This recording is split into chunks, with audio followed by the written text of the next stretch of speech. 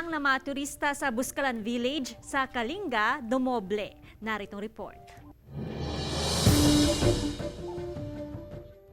Ngayong lumuwag na ang restrictions sa mga pasyalan, kanya-kanyang biyahe na ang mga turista. Isa ang Buscalan Village sa Tinglayan, Kalinga, kung saan nakatira ang 105 years old na mambabatok o traditional tattoo artist na si Apo Wangod. Ang dinarayo ng mga turista lalo na ang mga mahilig sa hiking at tattoo. Dahil sa dagsa ng mga turista, nagdagdag pa ng tourist guide sa lugar. Karamihan sa mga tourist guide ay mga kababaihan na nakatira rin sa Buscalan Village at mga kalapit na barangay. Nag-open na yung lockdown.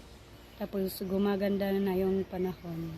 Ang mga registered at accredited na tourist guide ay dumaan sa masusing seminar ng Tourism Office ng Tinglayan bago sila maging ganap na tourist guide. Lahat gustong magkaroon ng kabuhayan, mga ganun. Alam naman natin, turismo ang pinagkukunan ng kabuhayan sa Pilipinas. Sa mga tourist guide po dito sa Buscalan,